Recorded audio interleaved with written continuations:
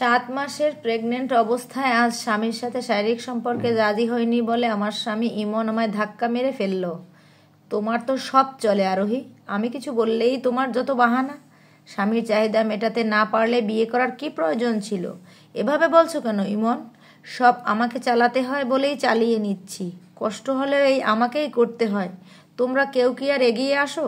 তাছাড়া তুমি তো জানো ডক্টর আমাকে কয়েক মাস তোমার থেকে আলাদা থাকতে বলছে। এখন বাবা হতে চলছো তুমি, এবার তো একটু ধৈর্যশীল হও। তোমার লেকচার বন্ধ করো আরোহী, জাস্ট অসহ্য। এমন ভাব করছো মনে হয় সারা দুনিয়ার সব কাজ তুমি একাই করো, অথচ সারা দিন বাসায় থাকো তুমি। বাসায় বসে কি এমন কাজ করো তুমি? সারাদিন তো শুয়ে বসেই দিন পার করো। আসলে এই বাসায় বসে আমি কি এমন কি কাজ করি? স্বামীর এহেন কথায় আর জবাব দিতে পারলাম না। মুচকি হেসে পাশ ফিরে শুয়ে পড়লাম।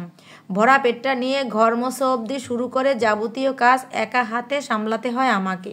এরপরও শ্বশুরবাড়ির কারও মনের নাগাল পাওয়া যায় না।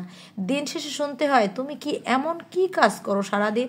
অথচ এই আমি বাবার ঘরে কত না আহ্লাদি মেয়ে ছিলাম, যাকে মা কিছু করতে গেলেও বাধা দিয়ে বলতো, তোর এসব করতে হবে না আরোহী, যা পড়তে বস।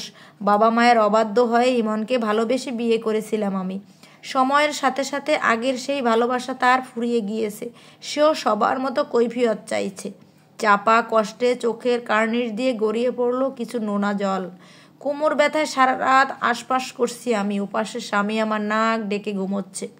সকাল 7টায় ঘুম ভাঙল ইমনের চিৎকারে। ঘুমন্ত আমাকে আবারও কয়েকটা ধাক্কা মেরে বলল, তুমি এখনো ঘুমোচ্ছ আরোহী?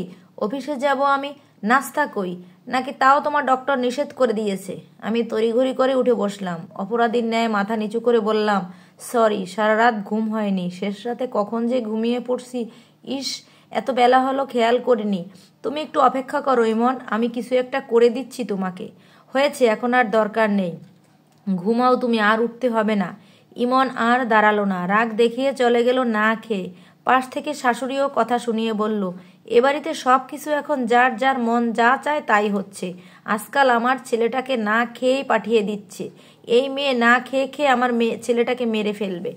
আমি শুনেও কিচ্ছু বললাম না। এসব রোজকার দিনে শুনতে হয়, এখন অভ্যেসে পরিণত হয়েছে। আমি উঠে দাঁড়ালাম। টের পেলাম শরীরটা কাঁপছে, মাথা ঘুরছে। তবুও অসুস্থ শরীর নিয়ে সব কাজ আমাকেই করতে হবে। সকালে নাস্তা তৈরি করে খাইয়ে সবার গুছিয়ে আবার দুপুরের জন্য প্রস্তুতি।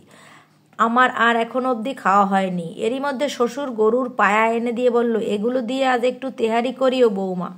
আমার মাথাটা চক্কর দিচ্ছে। সব কিছু গুছিয়ে দিয়ে আজ শাশুড়ি মাকে বললাম, আম্মা, আজ রান্নাটা একটু আপনি করে দিবেন, আমার গা গুলিয়ে আসছে।